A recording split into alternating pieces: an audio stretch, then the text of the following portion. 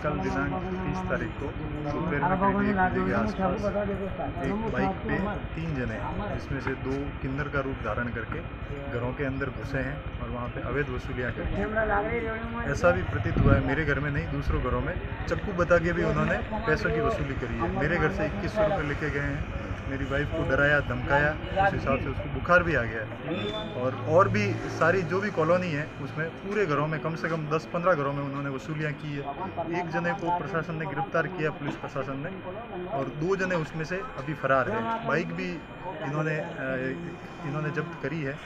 आपसे निवेदन है कि पुलिये के नीचे जो ये अवैध रूप से रह रहे हैं इनको हटाया जाए, नहीं तो हमारे घरों के अंदर डर और भय व्याप्त हो रहा है। किस उम्र के लोग थे वो लोग? पुरुष थे या महिलाएं थी? 30 से 35 साल के तीनों पुरुष थे। उम्र करीब 30 से 35 साल के बीच में होगी। 2 उनमें से हिंजड़ों का रूप धारण करके उन्होंने अवैध वसूलियाँ करी है और यानी कि औरतों को इस रूप से भयावह किया है कि हम क्या आपको श्राप दे देंगे, ये कर देंगे, वो कर देंगे। उस हिसाब से उन्होंने अवैध वसूलियाँ करी।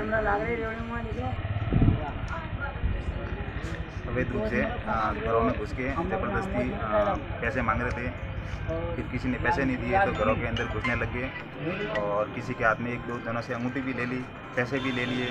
और ये जो लेटा पुलिया बना हुआ है उनके नीचे उनका रहवास है। सब तरह से एक जने को रात को गिरफ्तार भी किया गया है, बाकी वाले सब अभी फरार हैं। तो मैं अभी प्रशासन से भी निवेदन कर रहा हूँ कि उनको अवैध जो भी आसपास में रह रहे हैं उनको यहाँ से खाली करवाया जाए और उनकी जाँच की जाए।